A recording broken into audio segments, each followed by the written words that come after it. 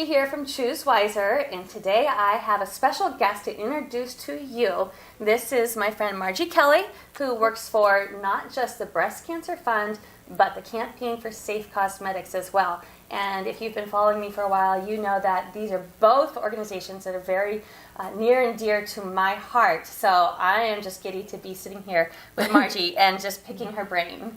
Welcome. Thank you. Thanks for having me. Thank you. So would you explain to me what your current position is? So I'm the Media Relations Manager for the Campaign for Safe Cosmetics and the Breast Cancer Fund. And what that role is obviously media relations, talking to the press, but it's also a strategic communications position where I work on strategy of where the program's going, and sit down and talk about what can we do to be most effective, what kinds of trends are there in the media that we should be paying attention to, once we decide on a strategy. Now, the Breast Cancer Fund, to me, was a place that I used when I wanted to learn. And one of the things I love about the Breast Cancer Fund website, and I talk about a ton of little changes, is their tools that they provide. Yes. From conference calls to little changes right there on their website. Yes. And things to do for any breast cancer survivor or friend of or family member of. It's such a great place, and it's not scary, gloomy.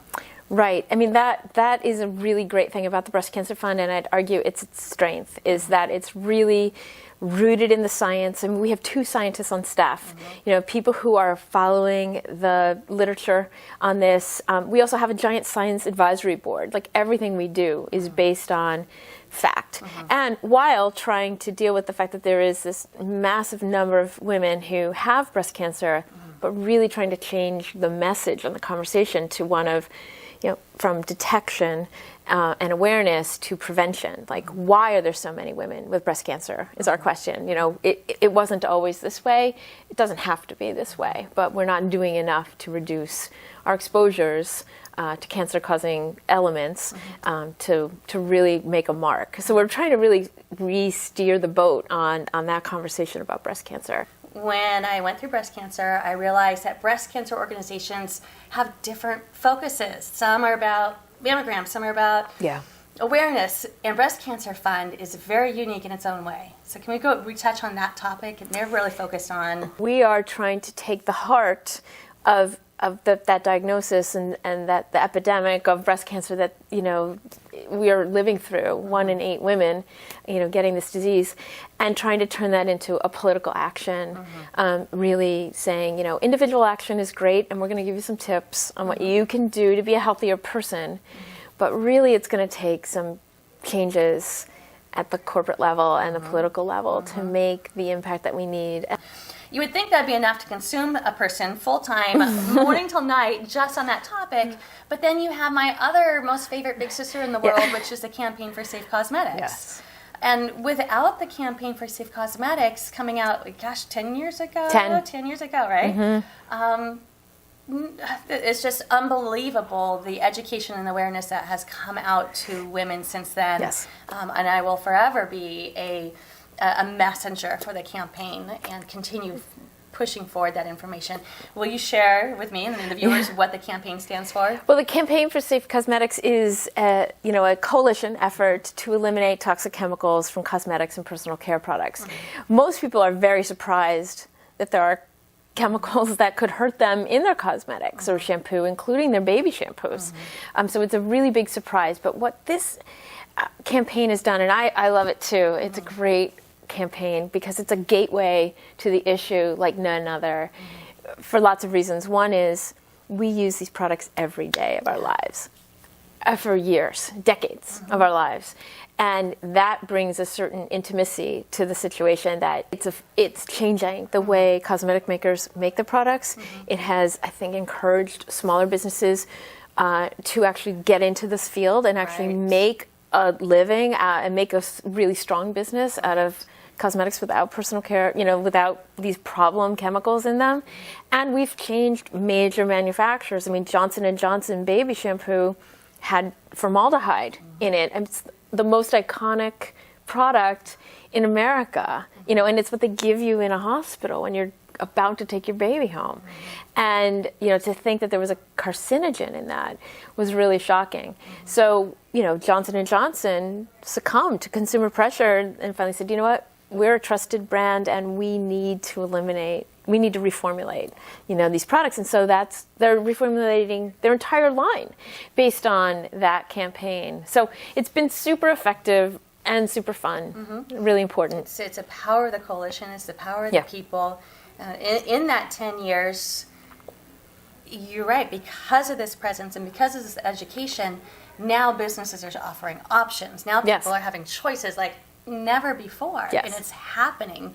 When we come from the mainstream, I was very mainstream, I was trying to do the right things always, but when we come over from the mainstream, one of the feelings is, why don't I know this? How can this be true? And one of the things I think the campaign is a great example of is because it's happening right now. It's not my fault that I didn't know about this, and it's not their fault that they didn't know about it. This is unfolding, and it's happening right now. So, again, to follow and support the campaign is how we can stay current and how we can share forward to our friends, too. Absolutely, and we try to do that, make really bite-sized pieces of information that's easy to share for everyone. But it's happening now. Join, get involved and win. We really think it is possible to win big and to be able to tell the story 10 years from now. Like, do you remember the days when there were cancer chemicals in cosmetics, and how crazy is that? So we really think we're going to be able to win that. We are, absolutely. So I live in Boston. I didn't grow up there, but I live in Boston. And growing up in California, I knew there's redcoats and rebels, and we studied it for about 6 weeks in elementary school. Now my children spend every year on this era. So what I learned is, sure, there's the redcoats and the rebels, but really what was so crucial to the revolution, the birth of the United States, was that the women, they were boycotting products, tea and other things, from across the seas because they were not, it wasn't the standards and going along with all that. But they took the time to boycott. They found other alternatives. And it was the women making this power of the purse before there were purses type of effort.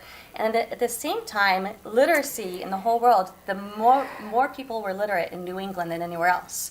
So they were able to communicate. And I find this, I have a wonderful keynote on this, that I find the analogy of women and the power of the purse, and along with our social marketing and our media and our communications, that's just like the grassroots of everything here. It really is a fascinating effort. I think if you look at protest movements, you'll see the role that women play is often undervalued, or initially, because they don't necessarily hold the power positions, and they come up with these ways to express their energy and power in a different way that ends up being quite persuasive and really change the game. And that's one of the things I love about this work too, is that, you need everybody to win, men, women, all of us, but that women are such a voice and source of change is really thrilling in this. And not only because we are the power of the purse, where women control like 85 cents out of every dollar, in terms of economics, but it's that it's women driven. Like, the ideas are coming from like what we know to be true for our own families, what we want people to know about us, what we value and care about. And anytime you can lead with values, you win. And I think that this movement to kind of really challenge the prevailing notions that chemicals help us or save us, or that it's, don't worry your pretty little heads if we put a toxic chemical in your makeup, that is really being undermined and overwhelmed by this strong sense that we need change in the way this is done. And women are really leading the charge right now. So what's the one thing I can share forward to the Choose Wiser Nation on what they can do to help out? Well, one important thing is take care of themselves, really do the right things, because not only by living a healthy life are you healthier, you're also sending a strong signal to the market that you want healthier products. And I think that's what's happening right now. So look at your cleaning products, choose safer cosmetics and use fewer of them. Eat organic when you can, avoid hormones and meat. The Breast Cancer Fund has a series of 10 tips. And individual action is not enough. It's not going to solve the problem entirely, but it's going to make each of us healthier, and it's going to send a strong market signal to, let's clean up the economy. You've seen so much. You've been part of so much. Are you hopeful for the future? Always. I think it's just getting better every time. I mean, we're confronting real problems, real struggles. Congress is as dysfunctional as it's ever been. You wonder, will there ever be a better law? But people are taking matters into their own hands and really making changes and pushing on retailers, on manufacturers to change the way they do business in a way that's never been done before. So I do feel that there's change happening and we're part of it, and there's always time to jump in. If you're ready today, great. If you're ready 2 years from now, great. But I feel like my daughter and son are going to grow up in a very different world than I grew up in, and that's the best you could hope for. I can't tell you guys how often in these interviews I'm staring at you and I start welling up with tears here. I'm going to have to stop doing these interviews. I can't do it. So yes, I would say yes. This is not something we're giving up on, are we? No, never. So we're going to go ahead and wrap this up by saying that everything we need to know to follow the efforts at the Breast Cancer Fund and the Campaign for Safe Cosmetics are listed out below. One fantastic place to start and learn about this, if this hasn't been your focus yet, is Stacey Malkin's book, Not Just a Pretty Face. Yes. By reading that skinny little book, your mind is going to be opened up and you're going to pass it from girlfriend to girlfriend. Yes. And thank you for coming here today. It's been great to talk to you. Thank you. Thank you. Enjoy the journey. Hi, I'd like to take a moment to actually invite you to take a hike with me in New Hampshire this fall 2015.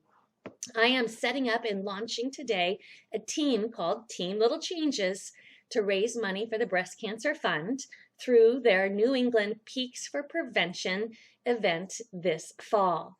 Now, I am not a hiker. I've always wanted to be one. I was waiting for my kids to get older, but now that they're teens, they don't want to go hiking with me. So even if you and we haven't formally met, I am here with open arms and absolutely would love you to join me on this adventure in September. Check out my page, again, Team Little Changes, and think about grabbing a girlfriend and let's do this. Let's have an adventure together. And at the same time, we will be raising money for the Breast Cancer Fund.